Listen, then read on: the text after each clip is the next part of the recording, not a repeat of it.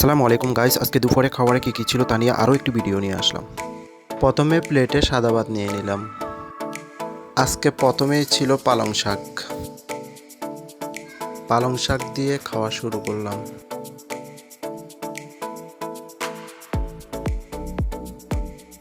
শাক দিয়ে খাওয়ার পরে নিয়ে নিলাম ডিম রান্না।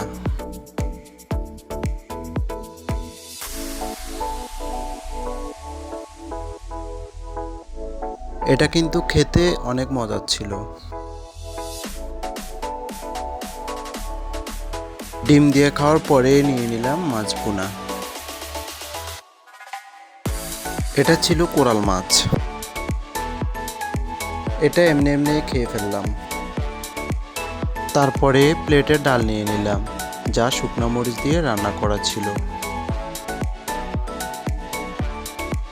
তা দিয়ে খাওয়ার পর প্লেটে কিছুটাই ভাত নিয়ে নিলাম, সাথে আর একটু শাকও নিয়ে নিলাম। এটা দিয়ে খাবার শেষ করলাম। আলহামদুলিল্লাহ, এটাই ছিল আজকে দুপুরে খাবারের মেনু। আল্লাহ হাফেজ। সবাই ফেসটিতে লাইক, কমেন্ট, শেয়ার এবং একটি ফলো দিয়ে পাশে থাকবেন। আসসালামু আলাইকুম।